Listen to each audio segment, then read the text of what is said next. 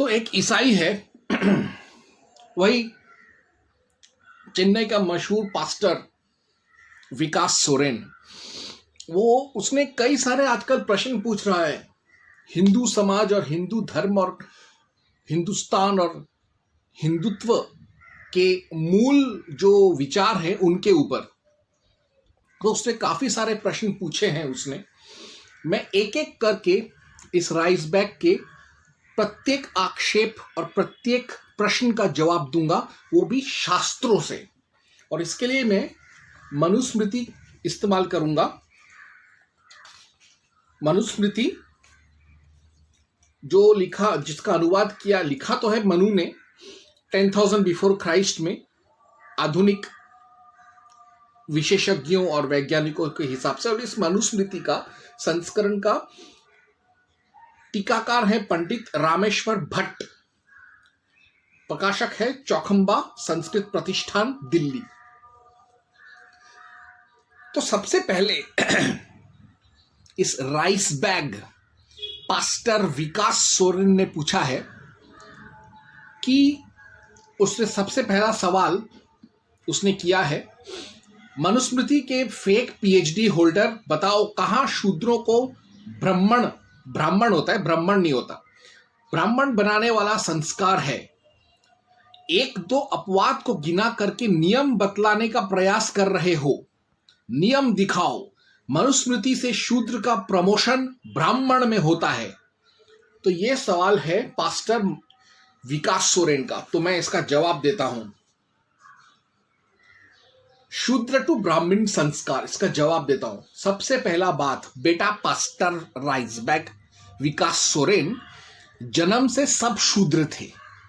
मैं अनिमेश उपाध्याय, भारद्वाज गोत्र, वेद अथर्ववेद, शाखा शुंग शाखा, मैं भी जन्म से शूद्र था। मेरे पूर्वजों ने, मेरे बड़े बुजुर्गों ने, माता पिता ने, परिवार ने मुझे पढ़ाया लिखाया, संस्कार दिया, डिग्रीज लिए मैंने। फिर बाद में मैंने मनुस्मृति पर भी पीएचडी किया मुंबई यूनिवर्सिटी से।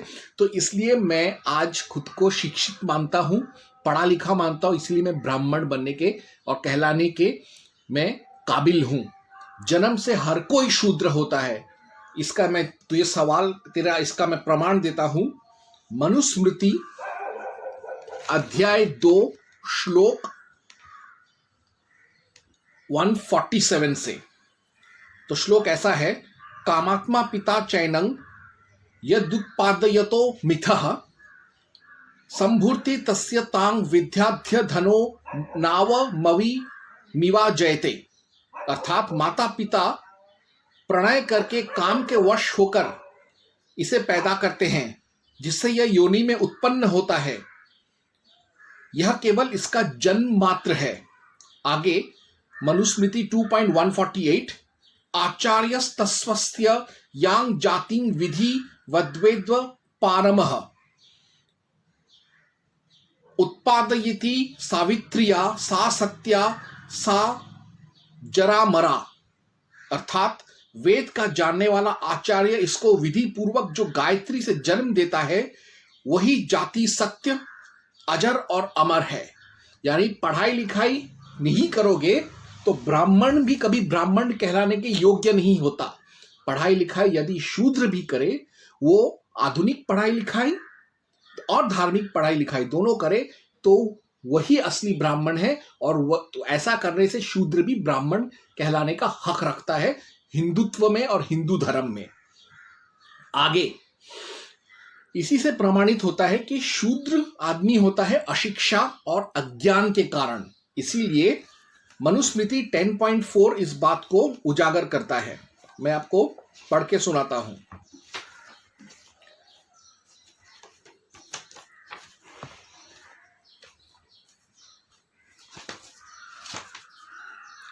मनुस्मृति 10th अध्याय श्लोक 4, ब्राह्मणः क्षत्रियो वैश्यस्त्रयो वर्णाः द्विजातयः चतुर्थ एक जातिस्तु शूद्रो नास्ति तु पंचमः।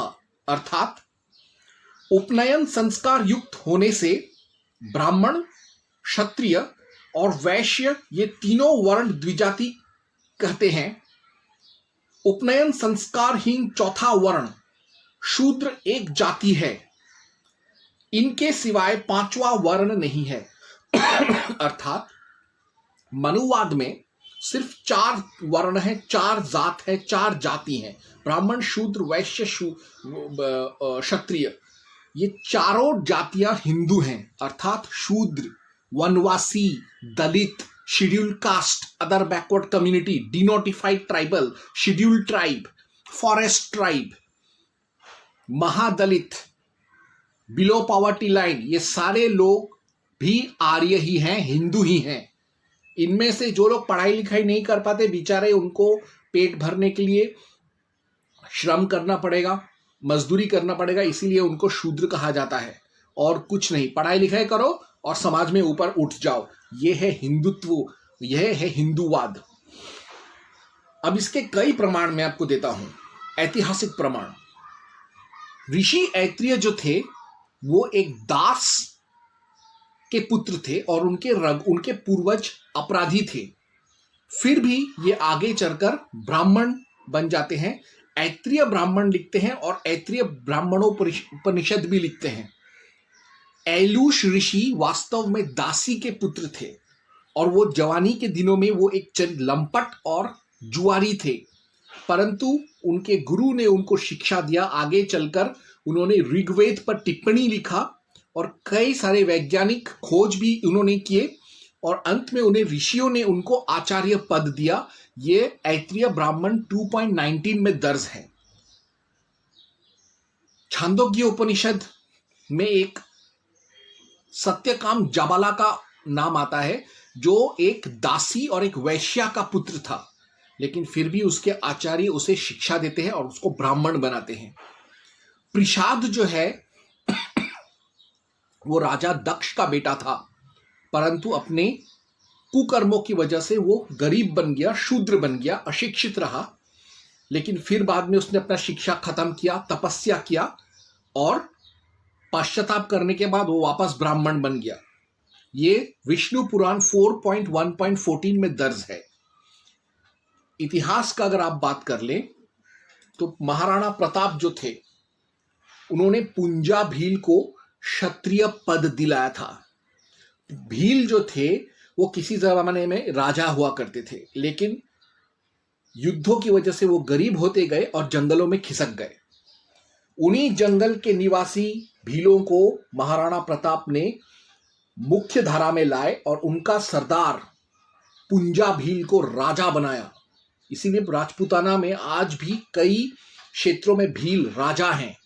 और भील और क्षत्रिय, भील और ठाकुर, भील और राजपूतों में शादी भी होने लगा महाराणा प्रताप की दया के कारण। और जो मिश्रित खून होता था उनको भिलाला बोलते थे। वो भी आज भी राजपूताना में कई जगहों पर जागीरदार और ठाकुर और जमींदार हैं।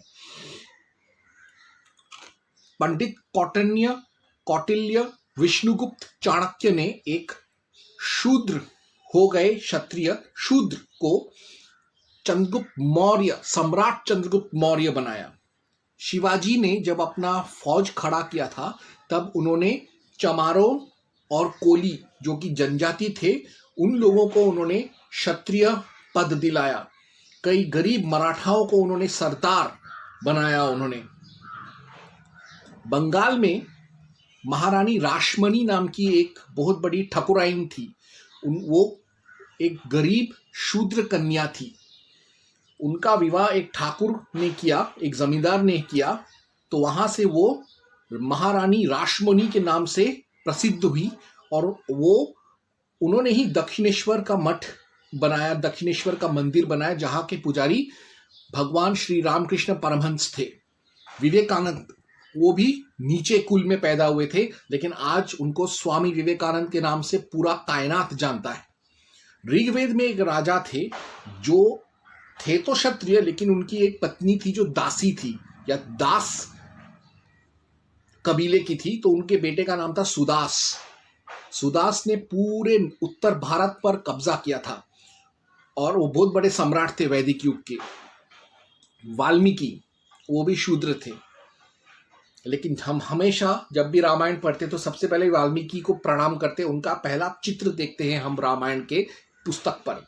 विदुर दासी के पुत्र थे, नाजायज पुत्र थे नियोग के द्वारा, फिर भी उन्हें महामंत्री पद मिला और उन्होंने जो किताब लिखा विदुर नीति, आज भी हिंदू उसे पढ़ते हैं।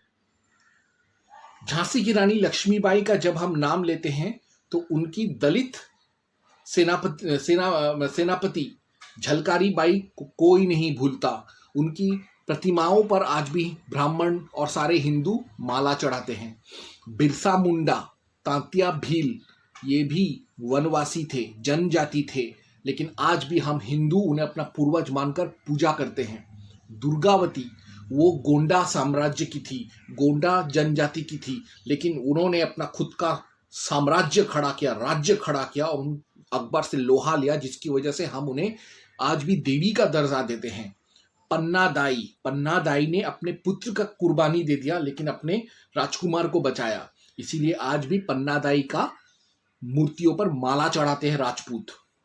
रुको, लेकिन ये हरामजादा पास्टर विकास सोरेन पूछेगा संस्कार किथे? बेटा तुझे संस्कार दिखाता हूं। तूने पूछा था ना कि मनुस्मृति में से संस्कार बता, विधि बता, विधान बता, यज्ञ बता, जिससे कि एक शूद्र ब्राह्मण बन सकता है। बेटा मनु को जानता था कि शूद्र जो है उसके पास पैसे नहीं हैं, इसीलिए उसने कोई हवन यज्ञ पूजा जप तप करने नहीं बोला। उसने बोला शूद्र को कि तुम अपना पढ़ाई पूरा करो, जहां तक हो सके पढ़ाई पूरा करो, और यज्ञ हवन जितना हो सके पूजा पाठ करो, तीर्थ करो, दान दक्षिणा करो, जितना हो सके। सिर्फ अपना जीवन शैली बदल दो, अपना लाइफस्टाइल बदल दो, जिंदगी का नजरिया बदल दो, ब्राह्मण बन जाओ। इसका प्रमाण देता हूं मैं, कुत्ते। ऋग्वेद 44 अध्याय 10 श्लोक संख्या 42। मैं बंगाली हूं तो मेरा हिंदी थोड़ा कमजोर है। 42 ये कहता है,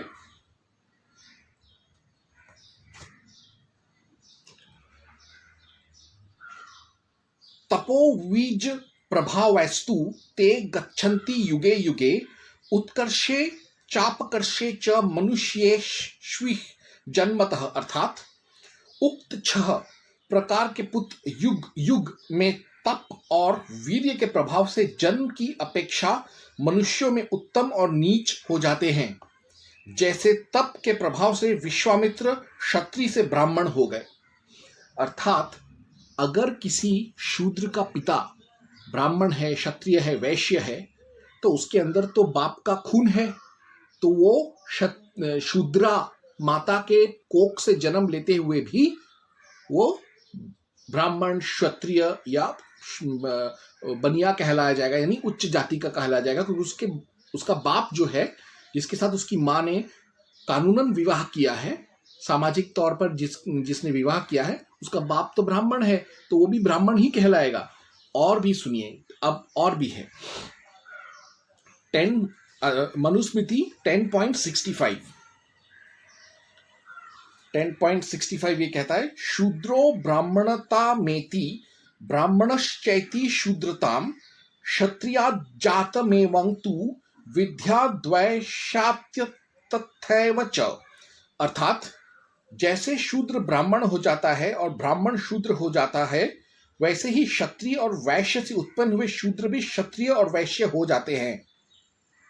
अर्थात जो मैंने आपको बताया कि अगर किसी कोई इंटरकास्ट मैरिज होता है, ब्राह्मण अगर किसी दलित की बेटी से शादी करता है, तो उनका जो मिश्रित खून का जो बच्चा पैदा होगा, वो अपने बाप के कुल, बाप का गोत्र, बाप का जाति, बाप का परिवार पाएगा, और वो क्षत्रिय ही या ब्राह्मण ही या वैश्य ही माना जाएगा। अभी भी ये पास्टर विकास सोरेन हट करेगा, जो कि जायज भी है, कि अगर इंटरकास्ट मैरिज नहीं हुआ तो शूद्र क्या करेगा, तब वो ब्राह्मण नहीं बन सकता। वैलिड क्वेश्चन, डेमोक्रेसी है, सवाल पूछने का अधिकार है। मैं हिंदू हूं, तू सवाल पूछेगा, मैं जवाब दूंगा। हम कटुआ नहीं है कि वो हर्षा को जैसे मार दिया वैसा हम किसी को मार देंगे, हम जवाब देंगे, क्योंकि हमारे शास्त्रों में जवाब है। जिनके शास्त्रों में जवाब नहीं होता वो ही हत्या करते, दंगा फसाद करते हैं। तो मैं पढ़ के सुनाता हूं आपको ऋग्वेद मनुस्मृति 10.127, जिसमें वो संस्कार दिए हुए। जैसे मैंने कहा कि मनु ने बहुत ही साधारण तरीका दिया हुआ है कि एक गरीब शूद्र कैसे अपना कास्ट प्रमोशन कर सकता है, अपना जाति पदोन्नति कर सकता है। उसका बहुत साधारण चीज बताया उसने, जो कोई भी कर सकता है। वो अपना लाइफस्टाइल बदल दो, अपना लाइफ फिलॉसफी बदल दो। देखिए मनुस्मृति 10.127, धर्मे पप्स वस्तु धर्मज्ञाः सतांग वृत्त मनुष्ठिताः मंत्र वर्जय न दुष्यंती प्रशंसां प्राप्नुवन्ति च। उसके बाद आपको पढ़ना पड़ेगा मनुस्मृति 10.128, यथा यथा ही सदृत्तमाति षष्ठ्य न सुवकः तथाथ थेमं चामुं च लोकं प्राप्नोत्यति निंदितः। अर्थात धर्मज्ञ और धर्म के अभिलाषी तथा सत्पुरुषों कैसे आचरण करने वाले शूद्र पंच महायज्ञों को मंत्र रहित करने से निंदनीय नहीं होते, वरन उनकी प्रशंसा होती है।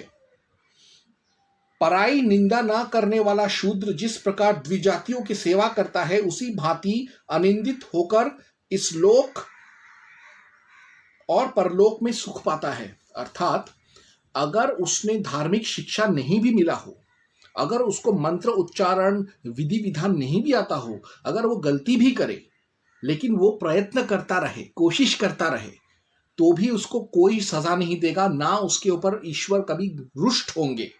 यानी शूद्र अगर अपने जीवन शैली को बदल देता है, जितना हो सके, अगर वो गलत कर्मकांड से भी अगर पूजा पाठ करता है, लेकिन अपने ही धर्म में, हिंदू धर्म में पूजा पाठ करता है, उसका ईश्वर में भक्ति है, धर्म में उसका भक्ति है, अगर वो दूसरों की सेवा करता है, दूसरों का अच्छा करता है, अगर साफ सुथरा रहता है, अच्छे से रहता है, तो वो धीरे धीरे करके वो और उसके आने वाले बच्चे सब ब्राह्मण बनते बनते जाएंगे। वो जैसा वो अपने जिंदगी में अपने विचारों को लेगा, वैसा बनता जाएगा। ये मैं नहीं कहता, ये 10,000 ईसा पूर्व मनु आचार्य कहकर गए हैं, जिन्होंने मनुवाद को जन्म दिया। अब इस राइस बैग विकास सोरेन का अगला सवाल है, देश प्रेमी हिंदू ही होते हैं क्या? देख लो, आंख फाड़ फाड़ कर पहले ही कई हिंदुओं ने गद्दारी किया है। Only Hindus are patriots. 1857 से भी पहले भीलों ने आक्रमण किया था अंग्रेजों पर, वो भील हिंदू थे। टीपू सुल्तान से पहले रानी चेन्नम्मा, रानी अबक्का देवी और तमिलनाडु की एक बहुत प्रचलित महारानी थी, उन्होंने अंग्रेजों के साथ युद्ध किया था, वो हिंदू थे। अंग्रेजों से पहले भी जब पुर्तगाली और फ्रांसीसी हिंदुस्तान में तांडव मचा रहे थे, मौत का नंगा नाच कर रहे थे, तब शिवाजी ने उनका गांड मारा था, तब धर्मवीर संभाजी ने उनका रीढ़ का हड्डी तोड़ा था, तब चिन्नाजी अप्पा ने उनको समुद्री युद्धों में हराया था, तब कान्होजी आंग्रे ने उनके सारे द्वीपों को जलाकर तहस नहस कर दिया था, तब मराठाओं ने गोवा को मुक्त प्राय कर दिया था पुर्तगालियों से, तब पेशवा बाजीराव बल्लाल प्रथम ने उनके नाक में दम करके रखा था। ये सब हिंदू थे, ईसाई नहीं थे। इतिहास इस बात का गवाह है कि ईसाइयों ने और राइस बैग्स जो यानी जिन धर्मांतरित ईसाइयों ने हमेशा से पुर्तगालियों का, फ्रांसीसियों का, स्पेनियार्ड्स का, अंग्रेजों का और डचों के हुकूमत का उन्होंने समर्थन किया और हिंदुओं के खिलाफ लड़ा। कौन सा ईसाई था जिसने 1857 के युद्ध में अंग्रेजों से लोहा लिया था? शून्य, किसी ने नहीं। उल्टा हम इस चीज को कभी नहीं भूल सकते कि तिरुपति मंदिर पर जब पुर्तगालों ने हमला किया था, तब तिरुपति मंदिर के खजाने को लूटने के लालच में कई राइस बैग ईसाइयों ने केरला, मालाबार, कोंकण और गोवा दमन दीव के राइसबैग ईसाइयों ने पुर्तगाली सेना में भर्ती हुए थे और वो लोग पूरे लाव लश्कर के साथ तिरुपति पर हमला करने गए थे। बीच में ही कृष्णदेवराया के विजयनगर साम्राज्य ने, उस वक्त राम राया विजयनगर के सम्राट थे, उन्होंने गाड़ मार दिया था ईसाइयों का और पुर्तगालियों का। ईसाइयों ने कभी भी इंडियन इंडिपेंडेंस मूवमेंट में कोई भी हिस्सेदारी नहीं किया। इसका गवाह ईसाइयों के तथाकथित मित्र गांधी उर्फ महात्मा गांधी ने ही कहा है। सारे ईसाइयों ने कांग्रेस पर अपना वर्चस्व जमाने के लिए, कांग्रेस की दिशा बदलने के लिए और कांग्रेस में घुसकर जासूसी करने के लिए ईसाई राइसबैग्स ने कांग्रेस ज्वाइन किया था और ये गांधी खुद जानता था। इसीलिए वो कभी ईसाइयों पर भरोसा नहीं करता था, उनको छोटे छोटे पदों पर ही रखता था। प्रादेशिक स्तर पर उन्हें कभी भी नेशनल लेवल पर नहीं रखता था वो, क्योंकि वो जानता था ईसाइयों का मन और उनका गंदा आत्मा। भारत विभाजन में जितना जिम्मेदार जिहादी हैं उतना जिम्मेदार ईसाई भी हैं, क्योंकि जब भारत का बंटवारा हुआ था तब 4 वोटों का जरूरत था और तब ईसाइयों ने वोट्स दिए थे पाकिस्तान के पक्ष में। इनमें पाकिस्तान के पक्ष में और भारत के विरुद्ध में और भारत विभाजन के लिए वोट देने वाले ईसाई जो थे उनका नाम ऐसा है: Pathan Joseph, Joshua Fazaluddin, advocate Chaudhary Chandu Lal, Fazal Ilahi, journalist Elmer Chaudhary, BL Ralia Ram, Dewan SP Singha. और पूरे ये लोग जो थे, इन नाम पे मत जाइए, इनमें से बहुतों का नाम हिंदुओं जैसा है, द्विजों जैसा नाम है, लेकिन थे ईसाई। राइसबैग और ऑल इंडिया क्रिश्चियन एसोसिएशन ने पंजाब, पूरा का पूरा पंजाब, आधा पंजाब तो चला गया, अटारी, फिर करतारपुर, ननकाना साहिब पाकिस्तान ने ले लिया हंसते गाते। आज का जो भारतीय पंजाब है उसका भी 3/4 हिस्सा ईसाई मांग रहे थे और इसको लेकर ऑल इंडिया क्रिश्चियन एसोसिएशन ने दंगे शुरू करने का कोशिश किया था। तब आर्य समाज, सिख समाज और राष्ट्रीय स्वयंसेवक संघ ने ईसाइयों को पहले ही बता दिया कि तुम्हारे तलवार और गोलियों का जवाब हम भी तलवार, गोली और बम से देंगे, आग से देंगे। तब ईसाइयों की मात चुद गई और उन्होंने तब 3/4 पंजाब लेने का उनका विचार, उनका षड्यंत्र को उन्होंने परित्याग कर दिया, वरना 3/4 पंजाब भी वो लोग ले जाते। यानी आधा इधर लेकर गए, 3/4 ले गए, हमारे पास इतना सा ही पंजाब बचता था। तो ईसाइयों ने भी मदद किया है मुस्लिम लीग का पाकिस्तान बनाने में और भारत का विघटन करने में। और स्क्वाड्रॉन लीडर सेसिल चौधरी जो थे, जिनका ट्रेनिंग इंडिया में हुआ था, विभाजन के बाद वो पाकिस्तान चले गए और इन्होंने 1948 से लेके 1971 में जितने भी वॉर्स हुए थे उसमें उन्होंने पाकिस्तान फौज का, पाकिस्तान नेवी का, पाकिस्तान एयरफोर्स का उन्होंने अगुवाई किया था। ये तो बात अलग है कि इन सारे वॉर्स में हम लोगों ने पाकिस्तानियों को धूल चटाया, या अलग बात है, लेकिन एक ईसाई ने इन पाकिस्तानियों के एयरफोर्स का स्क्वाड्रॉन लीडर था। अभी उसके बाद ये पास्टर विकास सोरेन कहता है, देख लो आंखें फाड़ फाड़ कर, पहले ही बहुत से धर्मों का विभाजन हो चुका है भारतीय दर्शन के अनुसार भी। तो मैं इस गांडू को बता दूं, हे गांडू पुत्र, हिंदू धर्म में आर्य समाजी भी आते हैं, हिंदू धर्म में पारसी भी आते हैं, हिंदू धर्म में सिख भी आते हैं, जैन भी आते हैं, बौद्ध भी आते हैं। जैन जब मरता है, बौद्ध जब मरता है, सिख जब मरता है, तो वो दफनाने के लिए ईसाई कब्रिस्तान में नहीं जाता, वो जलने के लिए, जलाए जाने के लिए हिंदू शमशान भूमि में ही आता है।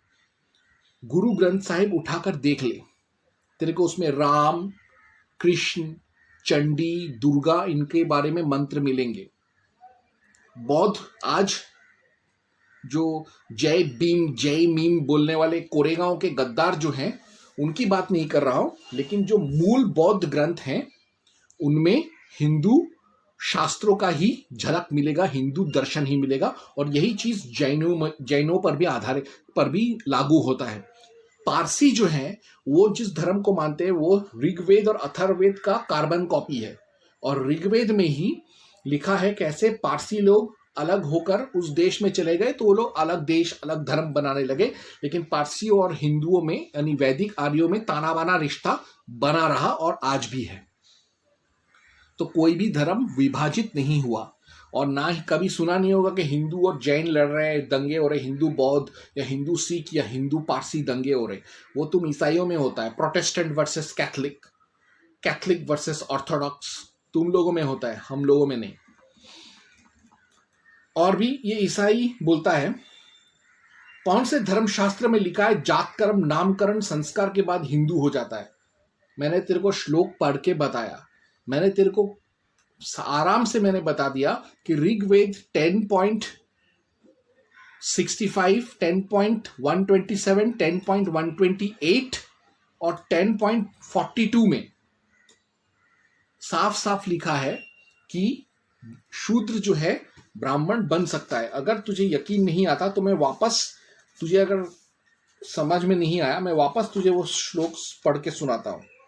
मैं तुझे पढ़ के सुना रहा हूं 10.42, जिसमें वो संस्कार दिए हुए हैं जिससे कि एक शूद्र ब्राह्मण बन सकता है। श्लोक ऐसा है, तपोवीज प्रभावस्तु ते गच्छन्ति युगे युगे उत्कर्षे चापवर्षे च मनुष्येष्वः जन्मतः। अर्थात उक्त 6 प्रकार के पुत्र युग युग में तप और वीर्य के प्रभाव से जन्म की अपेक्षा मनुष्य में उत्तम और नीच हो जाते हैं। जैसे तप के प्रभाव से विश्वामित्र क्षत्रिय से ब्राह्मण हो गए, यानी तपस्या के द्वारा एक शूद्र ब्राह्मण बन सकता है।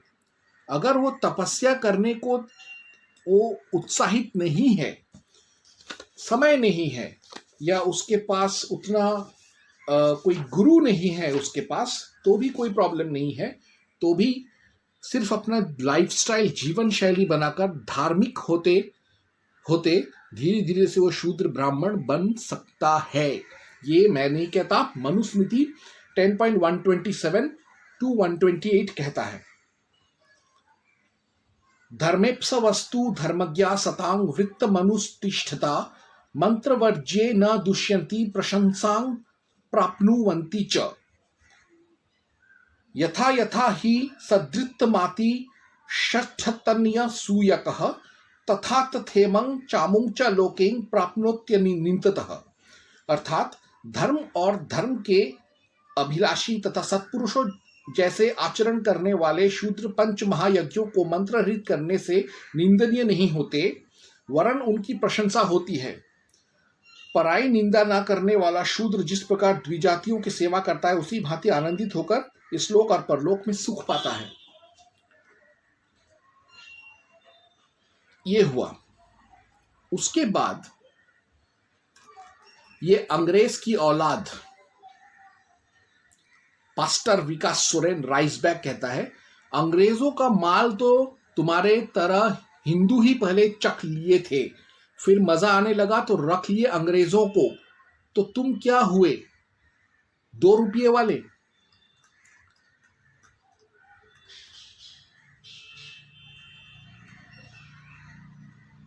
तो मुझे एक बात बता, अगर हम हिंदू या ब्राह्मण समझ ले, अगर हमें उतना ही प्यार था अंग्रेजों का माल चक्कर अंग्रेजों से, तो हमने उन कुत्तों को देश से निकाला क्यों? हमने उनको देश से निकाला क्यों? हमने ही तो लड़ा देशों को बचाने के लिए। अगर ब्राह्मण अंग्रेजों का माल चक्कर अंग्रेज बन गया होता, तो फिर मंगल पांडे ने गोली पहला क्यों चलाया ब्रिटिश सोल्जर्स के अगेंस्ट?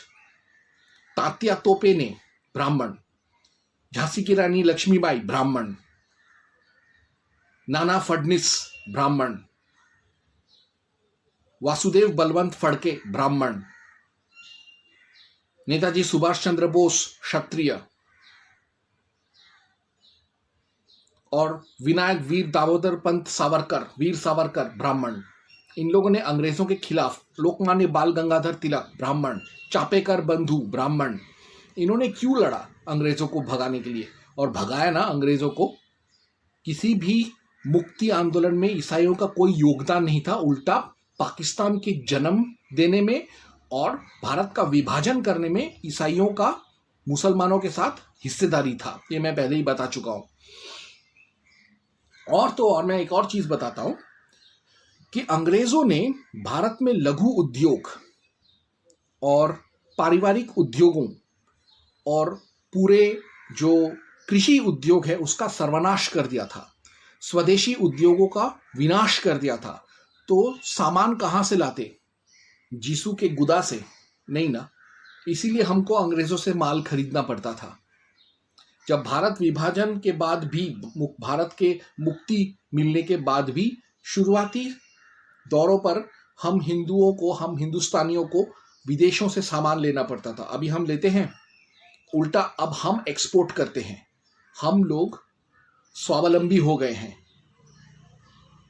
दूसरी बात, हमको जब माल चखते थे अंग्रेजों का, तो हम उसका कर देते थे, टैक्स देते थे, पैसा देते थे, कॉस्ट प्राइस देते थे, फोकट में नहीं लेते थे। उनका माल चखने के बाद भी हम लोगों ने अपना धर्म नहीं छोड़ा। हम लोग पैसा उनके मुंह पर फेंक कर उनका माल लेते थे। लेकिन तुम्हारे पूर्वज तो अंग्रेजों का माल चखने के लिए अपना धर्म ही छोड़ दिया, अपना देश के प्रति निष्ठा को ही त्याग दिया। तो तुम्हारे पूर्वज तो वैश्या से भी गैर गुजरे थे, तो तुम क्या माल चखाने की बात कर रहे हो। और सुनो, ये पास्टर विकास सोरेन कहता है, देशद्रोही कैसे? देशद्रोही इसलिए क्योंकि आज तक तुम लोगों ने कभी देश के लिए खून नहीं बहाया।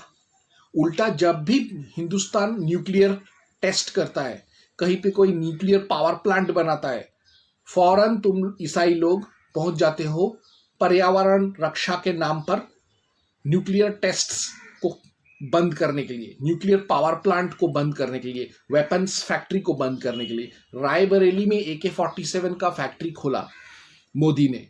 पहुंच गए सारे ईसाई बोलने के लिए AK-47 तो हथियार है, हम नहीं बनाएंगे, फैक्ट्री बंद कर दो। मोदी ने नहीं माना। दक्षिण भारत में कॉपर का एक फैक्ट्री था, उसको बंद करा दिया ईसाइयों ने, ताकि वो जगह गरीबी में ही रहे और उनको यानी चर्च को मौका मिले वहां के लोगों को ईसाई बनाने के लिए 2-2 किलो चावल देकर। तुम लोग ही हो जो भारत के रक्षा क्षमता और भारत के प्रगति में रोड़े बने हुए हो। ईसाई ही हैं जो चीन और नक्सलियों का साथ देते हैं, जिहादियों का साथ देते हैं। तो इस तरीके से तुम लोग देशद्रोही ही हुए। फिर ये ईसाई पास्टर विकास सोरेन कहता है, तुम्हारे पूर्वज बाल विवाह करते थे, ऐसा ये कहता है। ये रहा मनुस्मृति, इसमें ही बाल विवाह का प्रतिरोध हमको मिलता है। मैं तेरे को पढ़ के सुनाता हूं। मनुस्मृति 90 to 91 श्लोक ऐसा है, त्रीणि वर्षाण्यु दीक्षेत कुमार्यु तुमति सती ऊर्ध्वं तु काल देतस्मान द्वितेन देत सदृशं पतिम अदीयमाना भर्तारमधिक गच्छेद्यधि स्वयं नैनः किंचिदवाप्नोति न च यं साधिगच्छति। अर्थात ऋतुमती कन्या 3 वर्ष तक पिता के दान की बाट देखे, इसके पीछे अपने तुल्य वर को स्वयं वर ले।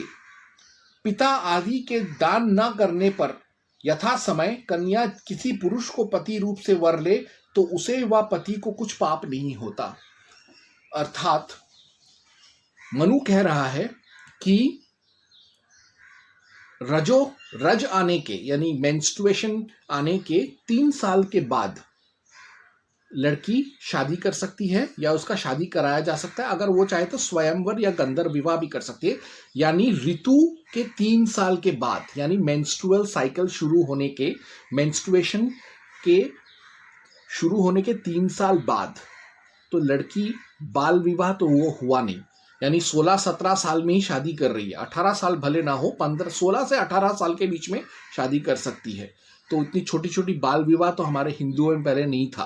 वो बाल विवाह हमको इसलिए करना पड़ा क्योंकि जो जिहादी और जो यूरोपियन इन्वेडर्स थे, उनसे अपनी बच्चियों को बचाने के लिए बाप माओं को जबरदस्ती अपनी बेटियों का कम उम्र में शादी करके दूर भेजना पड़ता था, जहां पे हिंदुओं का राज है और वो लड़कियां सुरक्षित है। तो बाल विवाह जैसे कोड का जिम्मेदार भी जिहादी और ईसाई जिहादी हैं। और आगे ये पास्टर विवेक चंद्रा कहता है, नियोग करते थे पांडव, नियोग करते थे। ये एक बहुत ही कंट्रोवर्शियल टॉपिक है। ये साले ईसाई जब भी आर्य समाजियों से लड़ नहीं पाते तो ये नियोग का ढिंडोरा पीटते हैं। मैं तुझे एक एक श्लोक बताता हूं मनुस्मृति में से जहां पर नियोग पर प्रतिबंध लगाया गया है। तो हम पहले पढ़ेंगे मनुस्मृति 9.66। मनुस्मृति 9.66 ये कहता है, आर्य द्वैजहिं विद्वद्भिः पशु धर्मो विगर्हितः मनुष्याणामपि प्रोक्तो वेने राज्यं प्रशासति। शास्त्र जानने वाले द्विजातियों ने इस पशु धर्म को निंदित कहा है। मनुष्यों में इसका प्रचार राजा वेन राजा के राज्य में हुआ था। मनु जो है नियोग का खिलाफत करता था, विरोध करता था, महाविरोधक था, विरोधी था वो। और उसने नियोग को पशु धर्म यानी जानवरों जैसा बर्ताव कहा था। उसने उसका कभी मंडन, महिमा मंडन नहीं किया। आगे पढ़ते मनुस्मृति 9.68। वो ये कहता है, ततः प्रभृति यो मोहात् प्रमीत पतिकां स्त्रियं नियोजयत्य पत्यार्थें तं विगर्हन्ति साधवः। अर्थात उसके राज्य के पीछे जो पुरुष मोह के वश होकर विधवा को संतान के लिए नियुक्त करता है, साधुजन उसकी निंदा करते हैं। अर्थात नियोग कभी भी अच्छा नहीं है, यह निंदनीय चीज है। मनुस्मृति 9.64 में लिखा है, नान्य स्त्रीमन विधवा नारी नियुक्तवया द्विजातिभिः अन्यस्मिन् हि नियुञ्जाना धर्मं हन्यु सनातनम। अर्थात द्विजाति देवर आदि में विधवा को नियुक्त ना करे, क्योंकि जो देवर आदि में नियुक्त करते हैं वे सनातन पतिव्रत धर्म को नष्ट करते हैं। यानी जो नियोग करने के लिए किसी नारी को बाध्य करता है, देवर हो या किसी के साथ भी, वो गलत करता है। जो स्त्री नियोग करती है वो भी गलत करती है, और जो पुरुष किसी स्त्री के साथ नियोग करने को तैयार होता है वो भी पाप करता है। ये मनु का विचार है। फिर मनुस्मृति 9.65 में लिखा है, नोद्वाहि केषु मंत्रेषु नियोगः कित्यर्थे कचित न विवाह विधावुक्तं विधवावादेन पुनः। अर्थात विवाह के मंत्रों में कहीं नियोग नहीं कहा है, और विवाह शास्त्रों में भी विधवा का विवाह नहीं कहा है। अर्थात मनु जो था वो ये कहता है कि यदि शास्त्रों के हिसाब से तुम्हें विधवा विवाह पर आपत्ति है, तो विधवा के नियोग को तुम कैसे कह सकते हो सही है? तो विधवा विवाह भी गलत होना अगर गलत है तो फिर विधवा का नियोग भी गलत है। ऐसा है मनु का विचार। और मनु जो है वो नियोग से पैदा हुए बच्चों को वो गाली देता है, उनको कहता है कि वो हरामी है। इसका आपको मैं प्रमाण सुनाता हूं। Manusmriti 5.162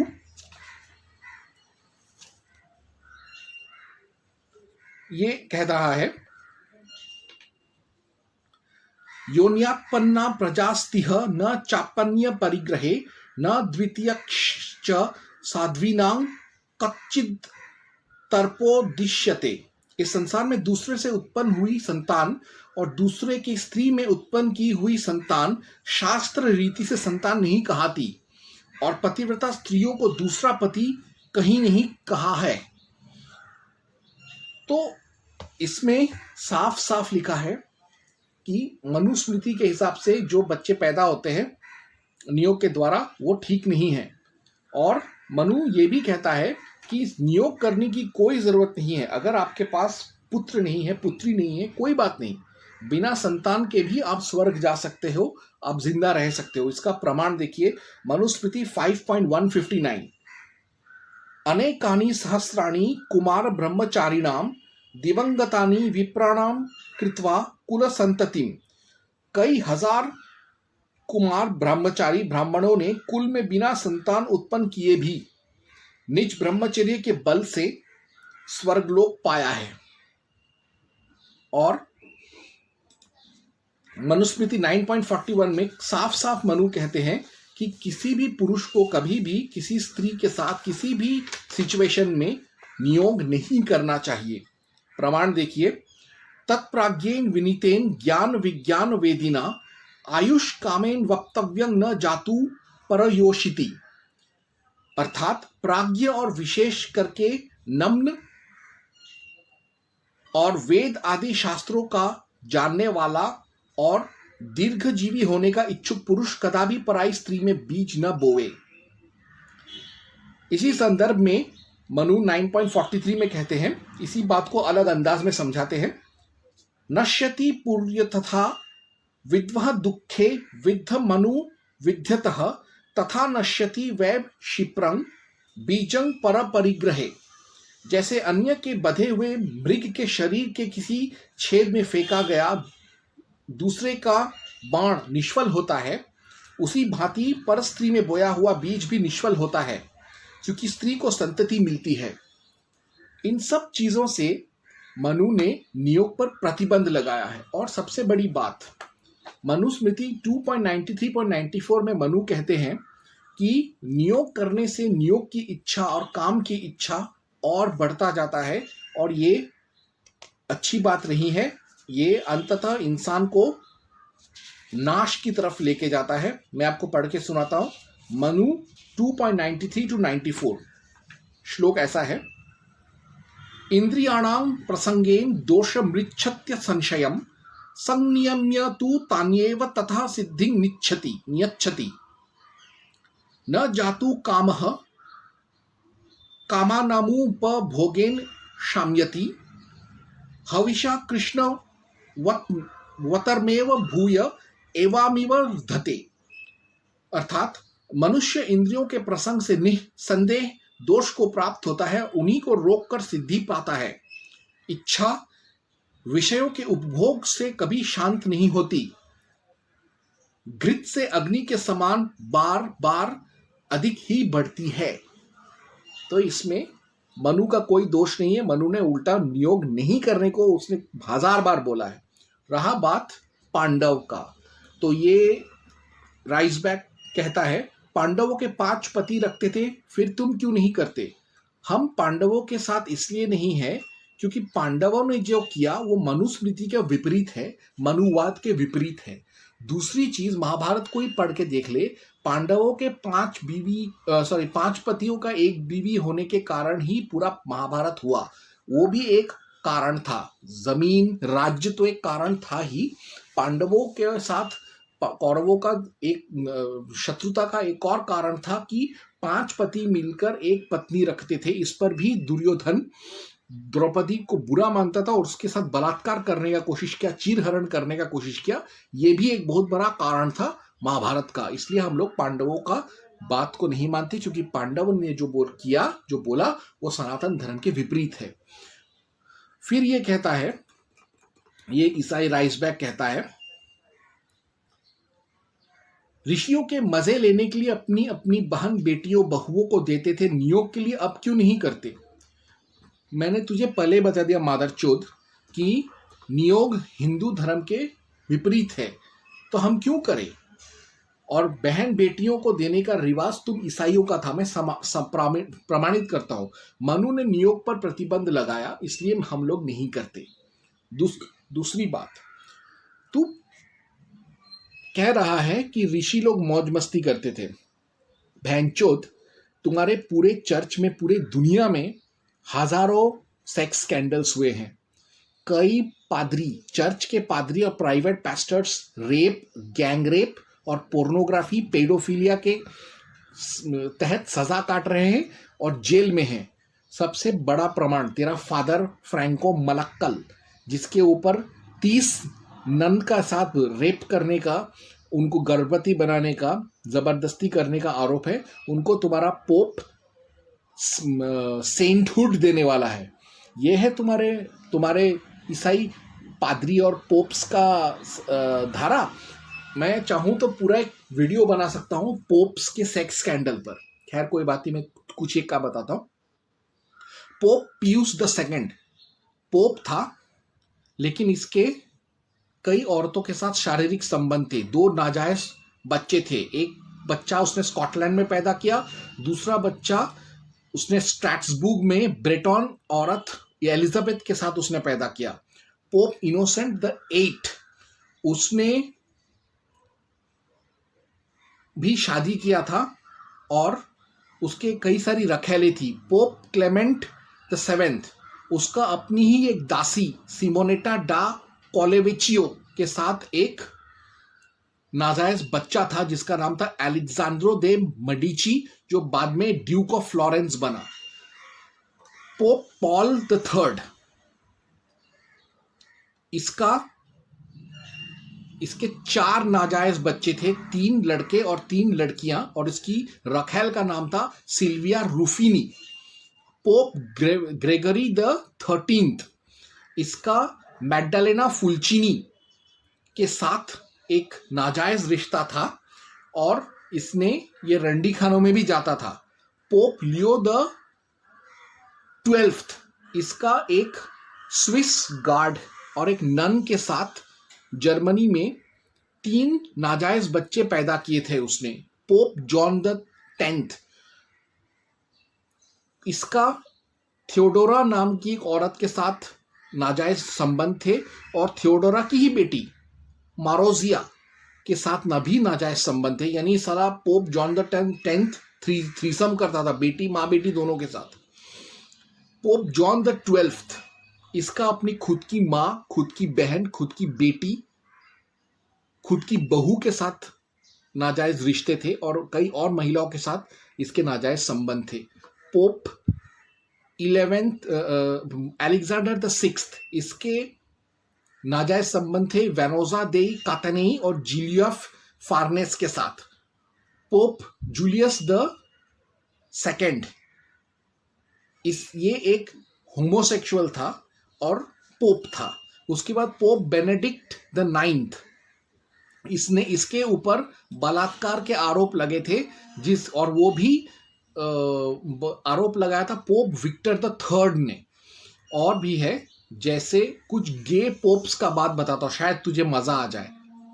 pope Paul II, Pope Sixtus IV, Pope Leo X सारे के सारे होमोसेक्सुअल गे थे। यानी बच्चों के साथ सेक्स करने में और मर्दों के साथ सेक्स करने में इनको मजा आता था, और इन्हीं से शायद ये सारे पेडोफाइल प्रीस्ट्स और पास्टर्स सबक लेते हैं। और भी सुन, फिर तूने कहा कि तुम्हारे पूर्वज इंग्लिश से लेना नहीं था और उसको म्लेच्छ विदेशी दस्युओं की वस्तुएं समझते थे। आज उन्हीं के वंशज इंग्लिश ट्रांसलेशन से ज्ञान बकते हैं। बताता हूं बेटा, आ रहा हूं मैं तेरा बाप हूं, रुक जा। English translation. अंग्रेज अपने देश में थे, हिंदू अपने देश में हैं। अंग्रेज भारत पर आक्रमण करने आए 7 समुंदर पार। तुमने हमारे पूर्वजों को हमारे ही घर में घुसकर मारा, इसलिए हम भी तुम्हारे घर में घुस के तुम्हारी मारेंगे। हम तुम्हें तुम्हारे ही खेल में हराएंगे।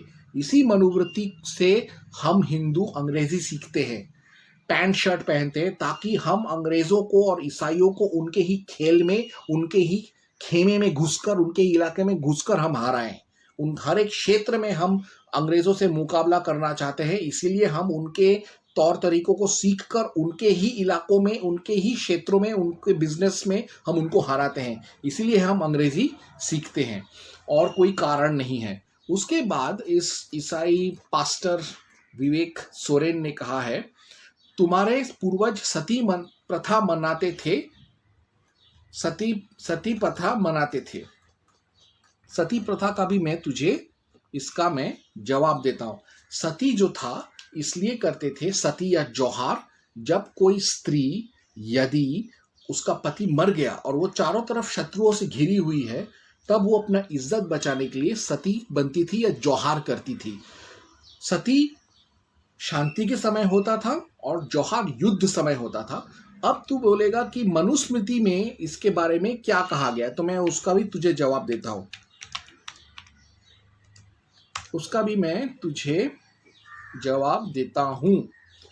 मनुस्मृति में, ये पूरा मनुस्मृति तू पढ़ ले, इसमें तू मुझे एक श्लोक बता जिसमें जौहार या सती प्रथा के बारे में है। मनु ने सती प्रथा का जिक्र ही नहीं किया, क्योंकि मनु के समय सती प्रथा था ही नहीं। तब विदेशी आक्रमणकारी नहीं थी, सती करने की जरूरत ही नहीं था। उल्टा सती होने के बजाय मनुस्मृति में ये कहा गया है कि यदि कोई स्त्री चाहे तो वो जिंदगी भर विधवा और अविवाहित होकर रह सकती है, साध्वी का जीवन गुजार सकती है, या फिर वो दूसरी शादी कर सकती है। श्लोक देख, मनुस्मृति 9.175 to 176। या पत्या वा परित्यक्ता विधवा वा स्वच्छया उत्पाद्ये पुनर्भूत्वा सा पौनर्भव उच्यते। यानी जो औरत को उसके पति ने छोड़ दिया है, तलाक दे दिया है, या उसने अपने पति को छोड़ दिया, या उसका पति मर चुका है या गायब हो गया, कोई अता पता नहीं है, तो ऐसे हालत में पत्नी यदि कुंवारी हो या वो कुंवारी ना हो, या उसके पास बच्चे हो या ना हो, वो चाहे तो दूसरा विवाह कर सकती है। सती होने का कोई जरूरत ही नहीं है मनुस्मृति के समय में। ये तो बाद में होने लगा, जब देश पे आक्रमणकारी आने लगे और औरतों को उठा कर लेके जाने के लगे, तब औरतों को अपना अस्मत बचाने के लिए सती या जौहर करना पड़ता था। उसके बाद ये भोसड़ी वाला विकास सोरेन कहता है, जनेऊ धारण तो अभी भी हम हिंदू करते हैं। ये देख, हम तो अभी भी जनेऊ धारण करते हैं, माला भी पहनते, तो इसमें कौन सी बड़ी बात है। हम आज भी आधुनिक होते हुए भी हम हिंदू धर्म पर अडिग हैं। अधनंगे रहते थे, तुम जीन्स पैंट पहनकर विदेश जाते हो। सबसे पहली बात, अंग्रेजों ने सबसे पहले भारत में हमला किया, इसीलिए अब हम उनके इकोनॉमी पर कब्जा करने के लिए विदेश जाते हैं। हम वहां पे उनके नौकरियों को छीनने के लिए विदेश जाते हैं, अपने देश का संपत्ति बढ़ाने के लिए विदेश जाते हैं। जैसे वो लोग हमारे देश में आते थे और आते हैं, वैसे ही। और रहा बात अधनंगा का भोसड़ी के, तू विदेशों में चला जा, तेरे को ऐसे न्यूडिस्ट कॉलोनीज मिलेंगे, नेचुरिस्ट कॉलोनीज मिलेंगे, जहां पर न्यूडिज्म और नेचुरिज्म फॉलो किया जाता है। न्यूडिज्म और नेचुरिज्म एक तरीके का ईसाई, जैसे प्रोटेस्टेंट कैथोलिसिज्म होता है, वैसे न्यूडिज्म और नेचुरिज्म एक दो तरीके के ईसाई मत हैं जिसमें लोग नंगे घूमते हैं। मध्यकालीन में भी एक ईसाई पंथ था जिसे एडामाइट कहते थे, जो लोग नंगे घूमते थे। और स्कॉप्जी नाम का एक रूसी ईसाई संप्रदाय आज भी है, जो लोग नंगे घूमते हैं। और वो लोग तो एक कदम आगे हैं, उन लोग की औरतें अपना ब्रेस्ट कटवा लेती है, मर्द अपना लिंग और अंडकोश कटवा लेते हैं। और भी तो तेरे अंधनंगे का बात कर रहा है, तेरे को मैं बताता हूँ, रुक, तेरे को तेरा अंधनंगापन तेरे को मैं बताता हूँ।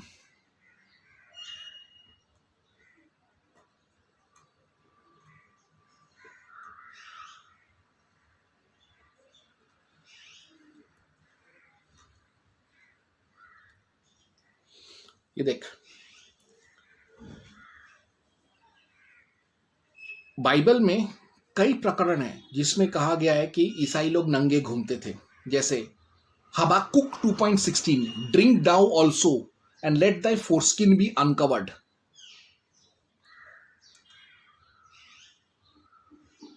और भी सुन, Job 24.7, they lie all night naked without clothing and have no covering in the cold.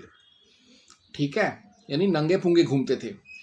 तुम्हारा पूर्वज नोआ वो भी नंगा घूमता था. सुन, Genesis 9.20 to 29. Noah, a man of the soil, proceeded to plant a vineyard. When he drank some of its wine, he became drunk and lay uncovered inside his tent. Noah began to be a man of the soil, and he planted a vineyard. He drank of the wine and became drunk and lay uncovered in his tent.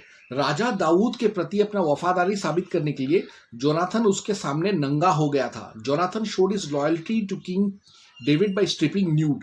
1 Samuel 18.3 to 4. And Jonathan made a covenant with David because he loved him as himself. Jonathan took off the robe he was wearing and gave it to David along with his tunic and even his sword, his bow and his belt. तो साले भोसड़ी वालों, नागा साधुओं पर बोलने से पहले तुम्हारे बारे में सोचो. हमारे हड़प्पा के युग में हम लोगों ने कुर्ता पजामा धोती सब निकाल दिया था बनाना. तुम लोग उस वक्त, तुम्हारे पूर्वज जो थे जेरूसलम में नंगे घूमते थे, कपड़े पत्तों के कपड़े पहनकर घूमते थे. और भी सुन, तूने क्या बोला विकास सोरेन, तूने बोला धर्म विरोधी और देशद्रोही कौन हुआ, और इससे ज्यादा और मैं क्या बोल सकता हूं. और तू ये बोल रहा है कि हम हिंदुओं को सारे ईसाइयों का चीज छोड़ देना चाहिए. ठीक है, मैं तेरे को पूछता हूं कि हमारे कई हिंदू आविष्कारों को तुम ईसाइयों ने, अंग्रेजों ने चोरी किया और अपने नाम पर कॉपीराइट कर लिया. पहले तुम उन सारी चीजों को छोड़ो.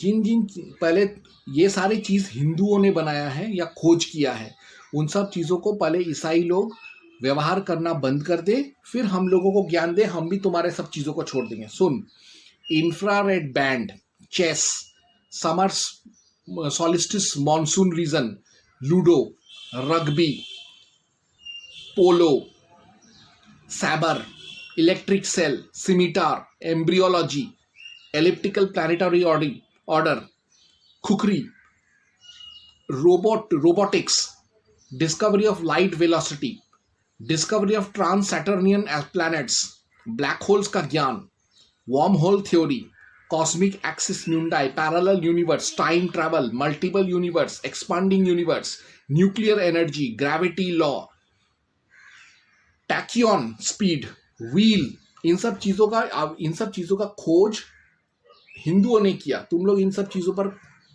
का त्याग करो, फिर हमको बोलो. Wheel, steel, yoga, iron, stepwell, stupa, sewage system, colour tile, squat toilet, ruler, weighing scale, crescograph, incense clock, crucible steel, toilet flush, wootz steel, seamless celestial globe, Kojo programming language भी हिंदू ने बनाया, plough, India ink, iron mercury coherer, radio waves, microwave communication, Mysorean rockets, gun powder, tank, aircraft, boat, ship, shampoo, toe stirrup, chaturanga, kabaddi, martial arts, snakes and ladder, suits game, button, calico, carding devices, spinning wheel, charkha, Muslim, prayer flags, mudgar, cotton हमने बनाया, indigo dye, cotton cultivation मतलब jute cultivation, sugar refinement, discovery of pi, algebra, numerical system, Brahmagupta theorem, discovery of zero, discovery of AKS, AKS primality test, discovery of infinite and finite difference interpolation, Seshadri consonant, Basu theorem, Rayleigh theorem, Pythagorean theorem,